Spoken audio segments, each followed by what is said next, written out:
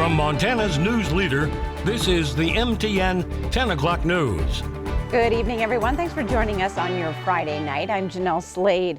Well, flames and smoke continue to rage across Montana tonight. And the news is not great on the weather front as crews try to fight flames and secure fire lines before winds and heat return tomorrow.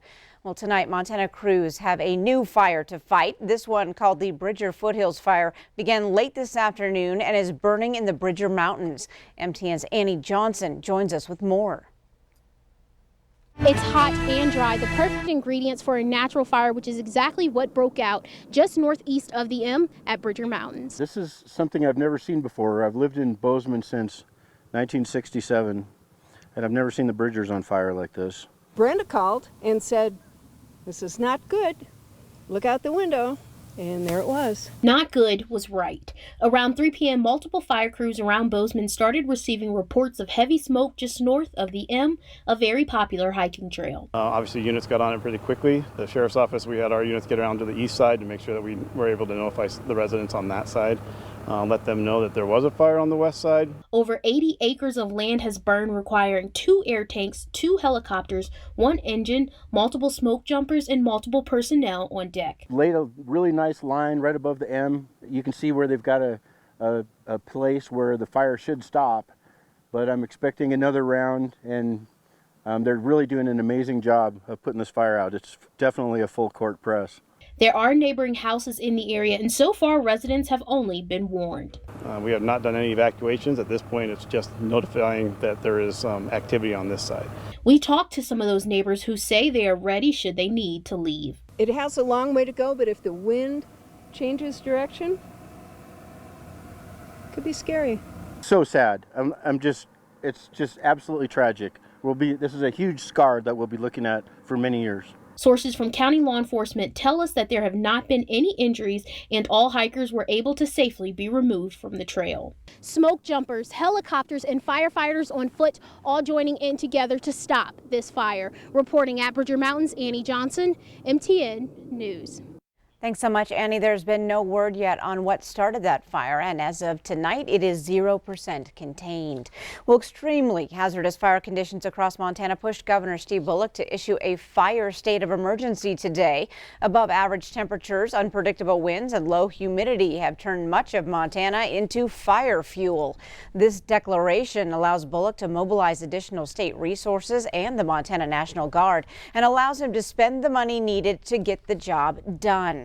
Well, tomorrow, Governor Bullock will head to our region to get a closer look at the 3 separate fires burning in Rosebud County. Each fire now larger than 10,000 acres. Tonight, crews work to build secure fire lines around the perimeter. The Snyder fire has taken out almost 32,000 acres of land, and the oil and rice fires have burned a combined 22,000 acres so far. In Musselshell County tonight, evacuations remain in place, but tomorrow morning, residents will have a chance to check out their property. Officials will grant passes for displaced residents from 7 till 9 a.m. at the Roundup High School parking lot. Those passes will then be valid from 9 a.m. till noon tomorrow only. Now, officials estimate the Bobcat fire has burned more than 25,000 acres and possibly some structures. Crews tonight performed heavy operations to prepare for tomorrow's severe weather. And near Jordan in Garfield County, the Huff fire has grown to nearly 47,000 acres tonight. But officials tell us it is now 15% contained and they're making progress. Now, crews are working to secure a perimeter around that fire. So far, no homes have been lost. In Bighorn County, the Sarpy fire has grown to nearly 50,000 acres tonight and so far is 0% contained. Flames have claimed nearly 30,000 acres on the Crow Reservation and about 20,000 on the Northern Cheyenne. The last of 10 engines from Idaho and Washington are due in tonight to assist. No homes are threatened this evening as crews work to build fire lines before tomorrow. Now turning to Q2 Chief Forecaster Bob McGuire with the record heat on tap tomorrow. It spells a little bit of trouble on the fire front. Well, you know, as bad as today is, and it's very bad today with the fires we're looking at, tomorrow's going to even be much worse. Look at this. We do have a red flag warning for almost all of Montana. And as you know, that means fire conditions are going to be very bad. And that means means that we should see wildfires popping up just about everywhere, all over the place. High winds, low humidity, and really hot temperatures all are going to come together to create erratic fire behavior and probably new fire starts all across much of Montana, northern Wyoming, and also parts of eastern Idaho. Meanwhile, we have this. By the time next Monday gets here, we're looking at a winter storm watch for the Rocky Mountain front. 2 to 4 inches of snow there, maybe as much as 6 inches above the 7,000 foot level. And of course, how are things going to shape up here in the Billings area? Well, tomorrow we go up to 100 degrees. If we get that hot, that'll be the latest we reach 100 degrees this year or any year. And then after that, we cool right on down to 50 degrees on Monday. That'll be a 50-degree drop. We'll have more on it coming up in a few more minutes. All right, thanks so much, Bob. Well, a candle in the garage sparked a fire that engulfed a West End home and forced a family to flee as flames destroyed the house. Assistant Fire Marshal Bill Tatum says the candle was being used to eliminate odor in the garage yesterday and caught some cardboard on fire. Now, fire crews responded to 1687 Norwood Lane around 5:30 last night. Flames quickly spread through the house to the attic and the roof, causing $400,000 damage. A neighbor noticed the fire early on and alerted the residents. All three, along with a cat, made it out safely. Firefighters were called back to the home early this morning after the fire had flared back up. An extension cord failure caused $60,000 damage to a home at 1807 Yellowstone Avenue last night. Deputy Fire Marshal Andrew McLean says the cause is accidental. There is moderate smoke damage throughout the house and heavy fire damage in a bedroom. No one was injured. Billings firefighters were truly put to the test as both fires burned. We were pretty fortunate because as that one came in, we had a couple engine crews that were free. And then as the fire on the West End was getting wrapped up, we were able to release more crews to head out to that one on Yellowstone. It got pretty hot. I mean, it melted some bicycle frames and burned through the ceiling of the garage and extended up into the second level of the house. Melted the siding from the neighbor's house to the south and charred the side of their storage shed. On the coronavirus front, 2 more COVID-related deaths reported across Montana today and 16 new cases confirmed in Bighorn County tonight, including 7 women over the age of 60.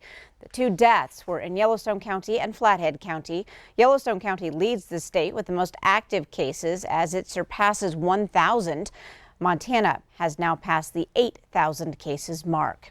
An adult correction center for probation violators near Anaconda reports an outbreak of 45 COVID-19 cases among staff and inmates. The health department in Anaconda, Deer Lodge County confirmed this afternoon that 42 inmates and 3 staff members at the START Center tested positive.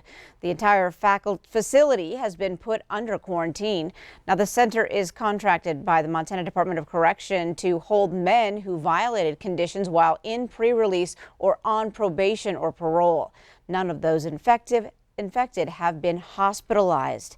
Well, state health officials are also reporting that a patient and 2 employees at the Montana Mental Health Nursing Care Center in Lewistown have tested positive for COVID-19. The resident tested positive on September 2nd and has experienced mild symptoms. The 2 registered nurses were asymptomatic and had been working this week but are now home isolating. Montana Department of Public Health and Human Services Director Sheila Hogan says more steps are now being taken to ensure health and safety for patients and staff. New admissions are postponed and visitor restrictions remain in place. Well, the Burn the Town COVID Cruise 2.0 kicked off in the Billings Heights this evening.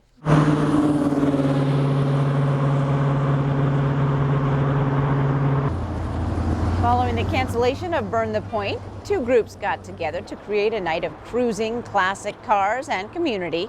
The cruise started in the Heights due to multiple lanes in the road and the ability to social distance. It eventually made its way to 24th Street. Now, many people brought lawn chairs to take in the sights and lined the Albertsons, Builder Source, and Sonic sidewalks to watch event creators were also collecting donations on behalf of the Cash for Children's Fund. Q2 Weekend Crew will take an extended look into the sights and sounds of the evening. Still ahead on the MTN 10 o'clock news on Q2, School District 2 reveals its first COVID prevention spectator plan. We'll break it down.